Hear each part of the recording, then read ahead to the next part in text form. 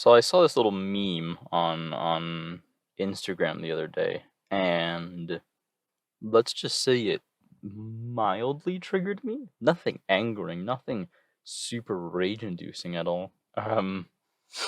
But I was gonna comment on the post, but I'd rather invest my time and my thoughts somewhere other than the mindless consumeroid monster that is Instagram. So instead, I'm going to talk about all of this in this here video that you're listening to or watching or whatever you may be doing with it. Um, as you can probably tell, this is not scripted at all. I am just somewhat pouring out my thoughts into my mic here, and I'm just gonna be talking about Marvel and DC and a lot of some other properties and sort of the state of not movies, but just big franchisey things today. Whenever I talk about a specific movie or show, I'm not going to be going into specific detail to justify my takes because I'm gonna be sitting here for 4 days doing that. So instead, it'll be a much more broad statement about them. But the meme itself. Marvel carefully planning Phase 4, 5, and 6, and DC not even knowing who's playing Superman anymore. They say this as if Marvel has any concept of what they're doing, as if they have any plan at all, because they cle- they clearly don't. I want to begin by talking about how they make movies and shows. They do the exact opposite of what you're kind of meant to do in the industry, which is a writer comes to a studio and they pitch their idea, and then the studio says yes or no. Alternatively, if it's something like Marvel, they can say, "Oh, we can apply this story to this character. Go, make it." Instead, they have Kevin Feige go up on a stage in his little void and announce a project, and then later on, they'll find some rando to write it, and just get it, pump it out as quickly as you can.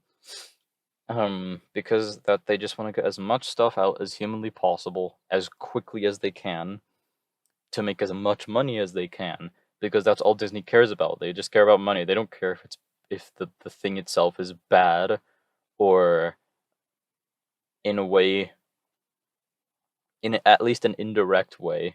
I'm not going to say that they directly support concentration camps, but the point is they don't care, just as long as it makes money. And here's where I'm going to introduce the sludge pipe, at least the concept of the sludge pipe. You know those like sausage press machines that you use to put all of the meat and the filling into the sausage casing? It's like that. They just grind it out as quickly as they can. Every project, movie after movie after movie after show after show after movie after show after movie after movie after trailer after trailer after show after movie after movie after trailer after show after show. Just nonstop. And the point of calling it sludge is that there's like no real, let's say, identity or like purpose to it. It is just a thing to make money, just as that's the point. And the thing is, the sludge pipe pumps out thing after thing after thing with no consistency in their characters or world. And this kind of started happening after Infinity War. I want to say Infinity War, but more like Endgame. But the thing is, Endgame is bad too. But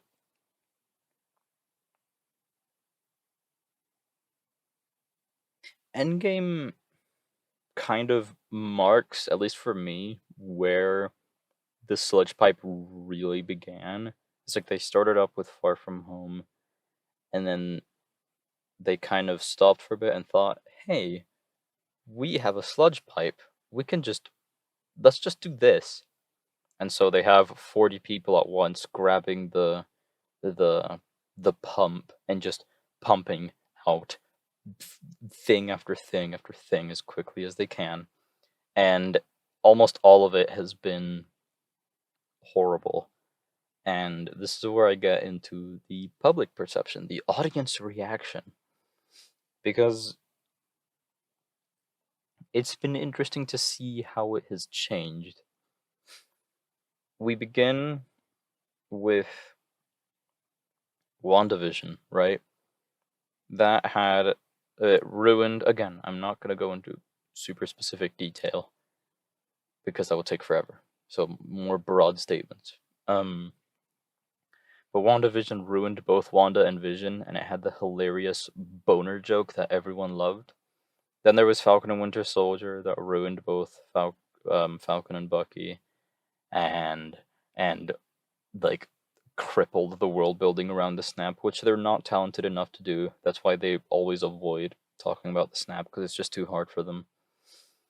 Um, oh my god, Loki introduced the idea that there was never any free will and none of the characters had any agency and it was all just Kang writing it.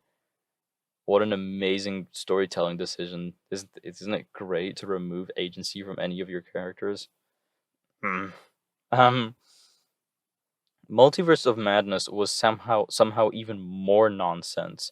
With all of the multiverse stuff and how none of it made any sense and how Doctor Strange got character assassinated like a billion times because he was having 5 or 6 different arcs. I I did not watch Hawkeye, so I can't talk about that. Moon Knight, how it was gonna be this like street level story again. We were going small again. And then no, Amit, the big crocodile, is gonna eat everyone's souls. And then there's a big kaiju fight between the crocodile and the skeleton bird on the pyramid because it's awesome. Oh yeah, WandaVision also had the hilarious like woman laser fight in the sky throwing runes and stuff that she just came up with. Man, that was painful. um, and then Eternals, I guess. Eternals introduced the idea of the Eternals and how they never intervened in anything. They were always just sitting at the back. That's another thing that Phase 4 is doing. Just introducing world-breaking thing after world-breaking thing and secret organization after secret organization that was always just in the shadows, you know? The TVA was always there. They were just kind of watching and doing stuff ish. The Egyptian gods were always there. They were just kind of watching and doing stuff ish. Of an omnipotent city in Thor: Love and Thunder, and every god that's there, they were just sitting there and watching. And now we've got the Eternals. That's what their name. The Eternals that were always just sitting there and watching and never did anything. Even though Thanos was a thing that exists, Thanos kind of ruins everything with Phase 4 because they keep introducing all these things, and whenever you bring up Thanos, it just falls apart. So, nice job, Phase 4. But the Eternals introduced that and how there's a celestial on Earth and it's kind of hatched, but then they stopped it. So now there's just a celestial sitting there with his arm and head out, and that somehow doesn't destroy the Earth. This massive life form just shifted a few inch. Even if it shifts a few inches, the Earth gets destroyed. I'm tangenting a bit here, but I'm gonna stop. Black Widow, a prequel that didn't have anything to do with anything, ruined Black Widow and introduced the whole Dreykov castle in the sky thing that didn't make any sense. Thor: Love and Thunder, ruined Thor, ruined Valkyrie, kind of ruined Asgard, made a joke of the snap, added the idea that there's gods literally everywhere, really muddled the definition of what a god is in the MCU. Everything was a joke, nothing made any sense, it was horrible, and I hated it so much that I bought a 300-page comic with gore in it just to cope. Good comic, by the way, I like it. Not the movie, though, movie's terrible. And not Far From Home, Jesus Christ, No Way Home is the only one that I would consider good as in it is slightly above a 5 out of 10, because although the plot is actual nonsense, the characters are mostly good. Mostly great, I should say, because the character work they do with Peter is really compelling. Um, Aside from that, that's the only one. Um, I'm sure I'm missing something because they've released so much crap. I'm gonna tangent a bit here to kind of the only thing you need really to prove that all they care about is money and pumping out this stuff as fast as they can. You had phases 1, 2, and 3 that in total had something like 23 movies. Meanwhile, phase 4 already has like 11 with some I don't know how many more projects are doing. It's the meme. It's the cameo in Attack of the Clones saying we've got how many was it? It was like 200,000 units with a million more well on the way. That's Marvel right now. They're releasing so much stuff all the time. And after What If, there was a period where there was Marvel content every week for something like 4 or 5 months. It's insane. Insane how quickly they're releasing all this stuff and none of it is landing, really. The only one that landed was No Way Home, right? I think it was. But I'll get to that later. Put a little pin in that line, the stuff landing or not landing. And so, and none of these shows like know that each other exist because the people that get to write these things are not like James Gunn and Joss Whedon were like they were they were kind of nerds. They liked the source material. They knew it. I'm pretty sure Joss Whedon read comics, and so they were pretty well equipped to write this stuff because they have some reference of what it could be like in terms of the comics. But now you've got writers that are like fresh out of college or wrote one episode of Rick and Morty. It's like, wow, the bar is so low for hiring people. Like none of them, they're they're not competent. They're not experienced. They don't know. And on top of that, you have that again. These shows like don't know that each other exist. They don't know that any of the other shows exist. So they're just all in their own self-contained bubble. It's not like the other three phases where there was a story building up. So the first phase was added, it introduced the main Avengers, and then there was Avengers, a big climactic, super crossover event thing, awesome. Phase 2 expanded on them and introduced stuff like the Guardians. And then phase 3 was just building up towards Infinity War. And then you've got some films like Civil War, which is a culmination of all of the character building that came before it. But now with phase 4, again, it's all in each project is in project. I should say each product is in its own self-contained little bubble. And so like there's no connection at all. um and now I'm going to move on to Star Wars. Keep in mind the public perception, the audience reactions, right? You got Mando season 1 that like most people really liked. Between you and me, I don't think it's very good at all. It's pretty bad actually. Um and then Mando season 2 was a catastrophe. Nothing was built. It was all filler, and it had that massive payoff at the end that wasn't earned really at all. It also character assassinated Ahsoka. Yay! Um, and then Book of Boba Fett, which was it was a joke. Boba Fett was a joke. Everything was a joke. It was so cheap, and then it completely undermined what's meant to be the big payoff from Mando season 2. Oh, it also character assassinated Luke, Book of Boba Fett did, more times than TLJ did, which is insane to me. Of course, there's the sequels. Force Awakens is really bad. TLJ is horrific, and Rise of Skywalker is also horrific. No one liked Rise of Skywalker, that's for sure. I'm happy about that.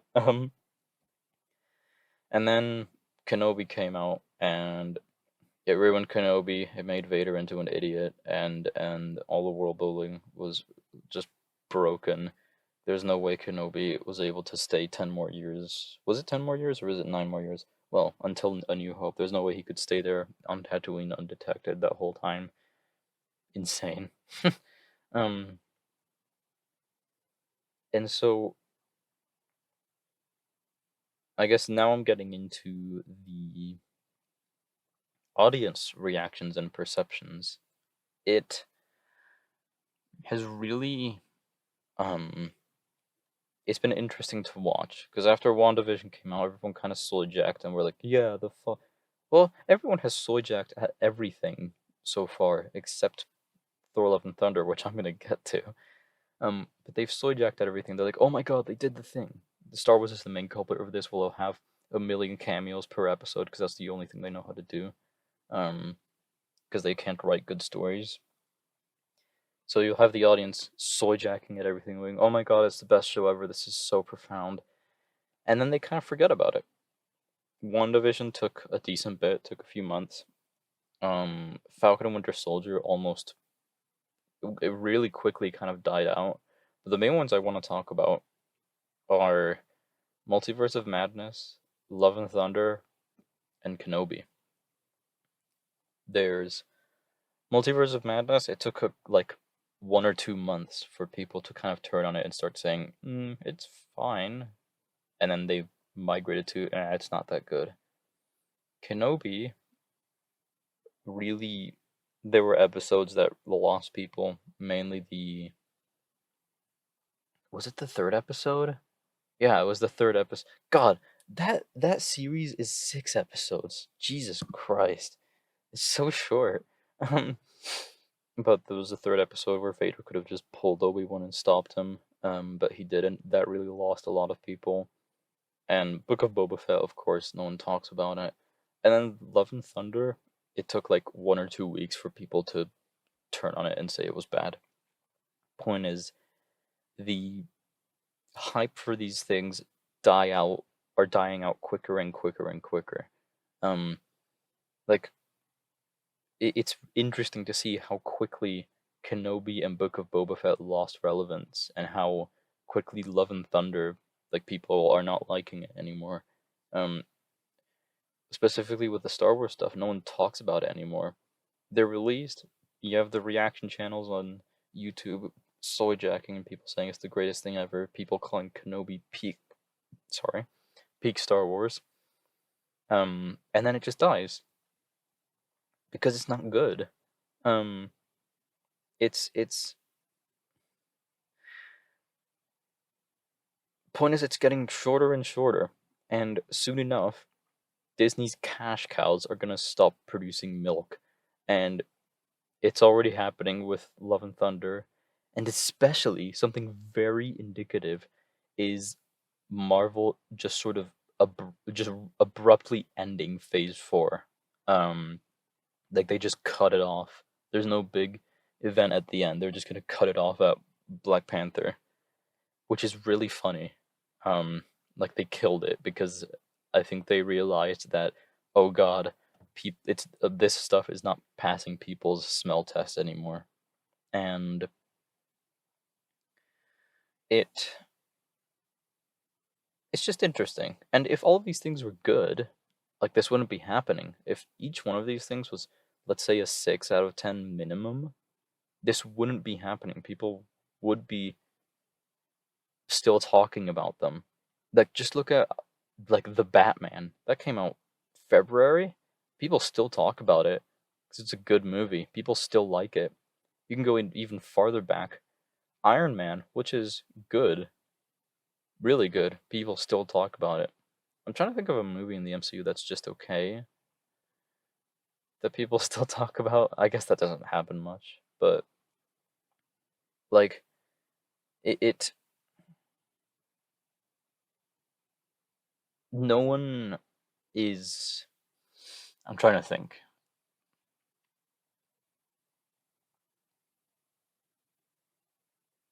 The reception is getting soured by the fact that none of these things are good, and they just rely on nostalgia, cameos and such, And just as long as they have that, they think it'll pass. And it passed for a little bit, but I think Love and Thunder really killed it because that movie is not doing well. I think they were projected to win something like $800 million, and a week it was just like a week ago that they barely passed 500 million or 600 million. It's not doing as well as they wanted it to. Um, and meanwhile, the Batman obliterated almost every Disney related property from the last 4 years in terms of like critical acclaim, and on top of that, it made back its money 4 times over, almost, and people still talk about it in a positive light. And that's another thing. The budgets for these Marvel and Star Wars projects are so big, and that they need to have a really high bar to make back their money. Meanwhile, the Batman wasn't particularly expensive in terms of these big franchise things, so of course it made so much money back. And although DC is kind of all over the place, DC is all over the place. It is far better than Marvel, which is just a void, nothing's connected. They've had better and more recent wins than Marvel, mainly the Batman. Unfortunately, the Suicide Squad didn't do amazing. Uh, but it's good at least. But eventually, Marvel's mainly Disney, because Disney also has the live action remakes of everything. Pain, pain. Um, in terms of Marvel and Star Wars, the sludge pipe is eventually going to clog, and it's already kind of bursting at the seams, mainly with Phase 4 just being cut. And eventually, they're not going to be able to make their money back. And in the time it takes them to recover, DC will have already won the spotlight. All DC needs is a solid 6 or 7 out of 10 The Batman sequel, and they're in the lead. It's so easy. And it's just because Disney's sludge pipe, again, is clogging. And there's also just the fact that I'm gonna move over to more independent films now. I think the main example will probably be how Multiverse of Madness had like 40 showings in a day, while The Northman, which is a billion times better, only had like 5 or 6. And a very similar thing happened with Everything Everywhere All at Once. And I don't know, that's just unfortunate that these smaller movies, smaller, again, I'll just say more independent. These more independent indie kind of films get completely overshadowed by these massive things that don't make any sense. They're just broken at the core. If Multiverse of Madness was actually good, I'd be fine with it. If Multiverse of Madness was like Avengers level, not even Avengers. If it was just like the Homecoming is really good. Damn it. Whatever. If it was good, let's just say if it was good. If it was a 6 out of 10, barely, I'd be fine with it. Because it's like, okay, it's good. But it's not. Multiverse of Madness is like a 1 out of 10. It's horrible. And it just completely overshadowed these like really good movies. Um just because it's Marvel, which is annoying. And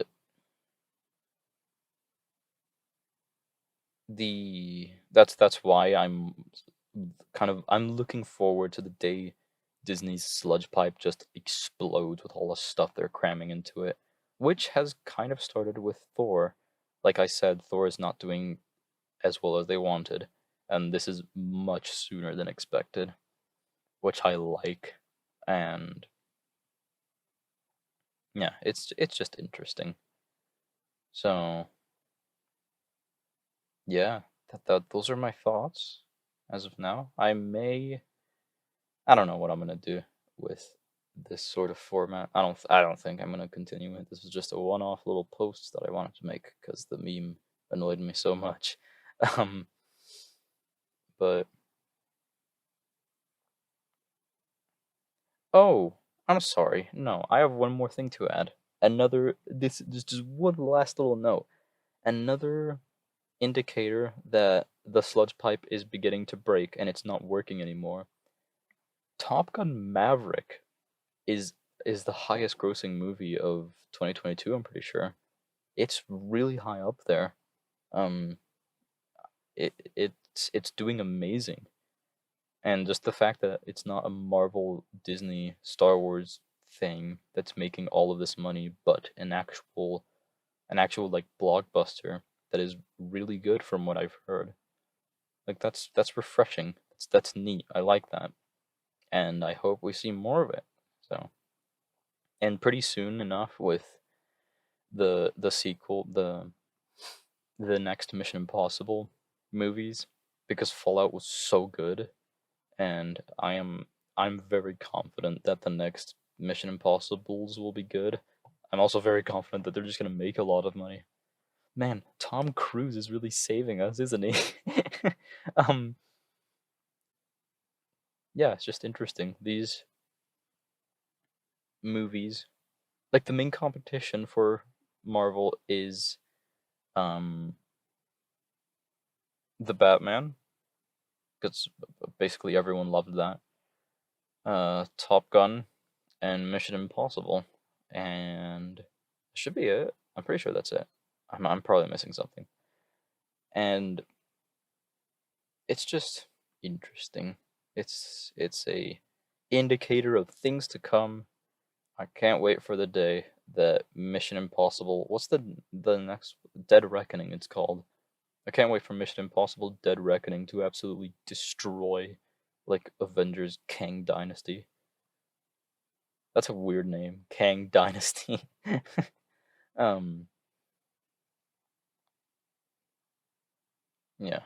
It's point is Disney is they just want to make as much money as they can at the cost of anything, just as long as it makes money. And it is starting to fall apart, which is good. So, well, you, whoever you may be, have a good day.